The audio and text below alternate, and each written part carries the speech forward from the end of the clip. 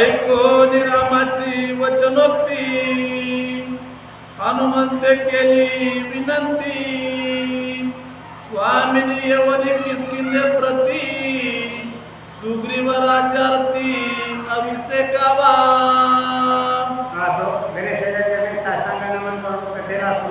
या ठिकाणी स्वतः प्रभू रामाने सांगितलं होतं, हनुमंता आता वालीच्या देहातून धरलेले वाली असताना संपवा गेलाय, वालीचा असणारा विरोध म्हणजे पिंडदान सुद्धा तुम्ही केलंय, पण बिगर राज्याची राजधानी ठेवायची नसती।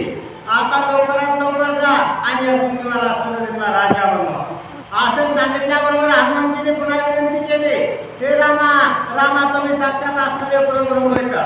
तुम्ही आमच्या बरोबर चला, आपण सगळे जाऊ आणि तुमच्या हाताने त्या सुग्रीवाचा राज्याभिषेक करू। फुले निहात श्रीरागमा सुग्रीवराची तापावा यावडे तुमच्या जीवा कृपाळवा श्रीरामा। हे रामा रामा तुम्ही काय करा, तुम्ही स्वतः असणाऱ्या किष्किंधेमध्ये चला, तुम्ही स्वतः किष्किंधेत यायचं आणि तुमच्या स्वतःच्या हातानं ज्या ठिकाणी वालीच्या जागेवर सुग्रीवाला राजा बनवायचंय आणि त्या ठिकाणी तुम्ही स्वतः येऊन सुग्रीवाची स्थापना करा।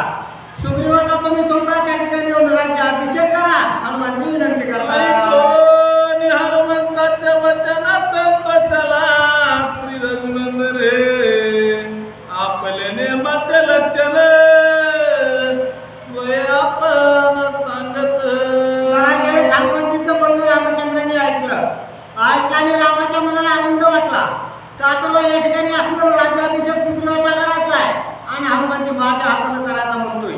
हनुमंताला माहिती आहे माझं पूर्वकथन काय आहे, मी नेमका वनवासात का आलोय, सगळं माहित असताना माझ्या हाताने राज्याभिषेक करायचा का म्हणतो। म्हणून रामचंद्र आता हनुमानजीला सांगतात, हनुमंता मी आता नियम काय आहे माझे नियम या ठिकाणी ऐकून घे बरं। स्त्री 14 वर्षे निज निर्धारी ग्रामी अथवा नगरपुरी प्रवेश न करीने मस्थान। रामाने सांगायला सुरुवात केली, हनुमंता आणि मी असणारा वनाच्या ठिकाणी काम आलोय का?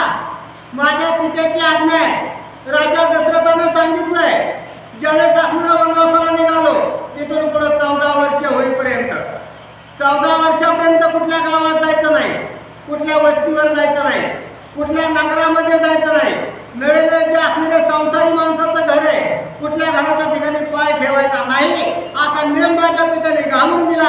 बरोबर रामचंद्र सांगतात, ऐकून नियमाचे वचन हनुमंत धरिले श्रीरामचरण संविधानावा लक्ष्मण राजा विसिंचन सुग्रीवा। रामपर्वताचं बोलणं हनुमानजीने ऐकलं हनुमानजीने लगेच उठले रामपर्वताला जाऊन पाय धरले।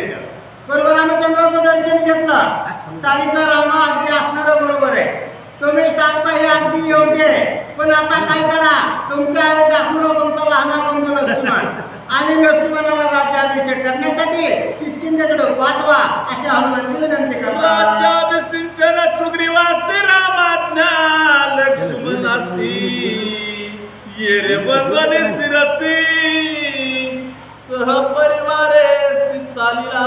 राज्याभिषेक सुग्रीवाचा करायचा आहे,